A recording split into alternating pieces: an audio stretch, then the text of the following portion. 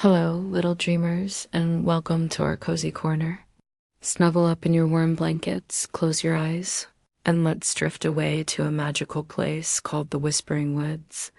In the heart of the Whispering Woods, where the trees hum soft lullabies and the flowers glow with a gentle light, lived a little rabbit named Pip. Pip was a bundle of energy. He loved to hop, skip, and jump through the forest, but sometimes, in his excitement, he wasn't very careful.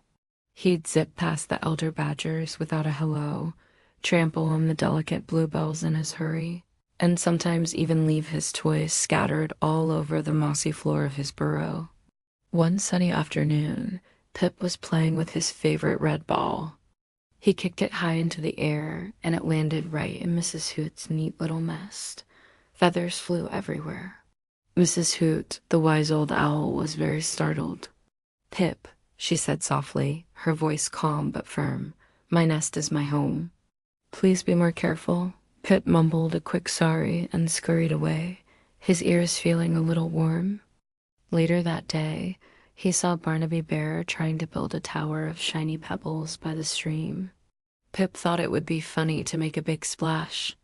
Whoosh! He jumped into the water, sending a huge wave over Barnaby's tower. The pebbles tumbled and scattered. Barnaby looked at his ruined tower, his furry shoulders slumped.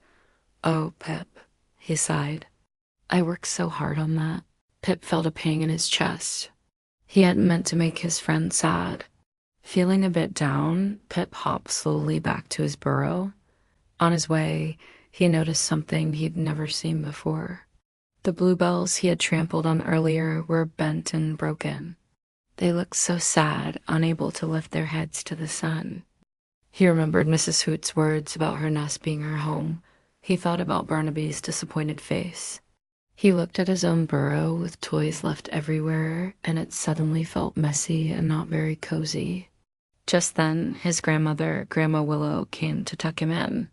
She saw his long face and asked, "What's on your mind, my little Pip?" Pip told her everything. About the nest, the pebble tower, and the poor, sad bluebells. Grandma Willow listened patiently, then hugged him close. "My dear Pip," she whispered, "what you're learning about is respect. Respect is like a gentle magic. It's about treating everyone and everything with kindness and care.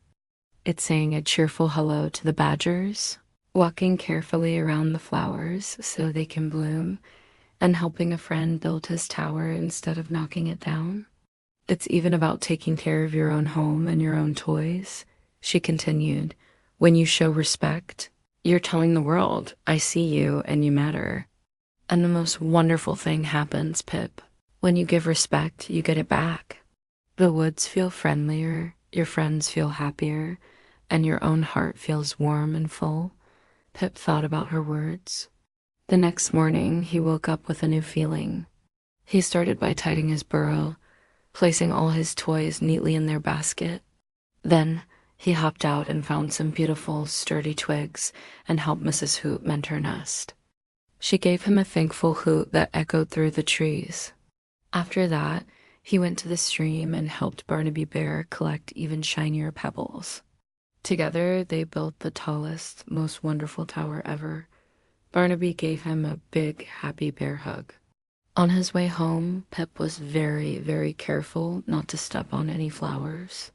He even watered a patch of thirsty daisies with a large leaf. That night, as Pip snuggled into his bed in his clean, cozy burrow, the whole forest seemed to be smiling.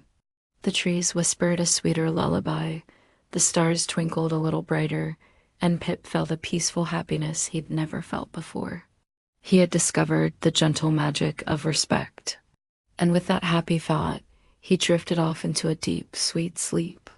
Good night, little one. Sleep well.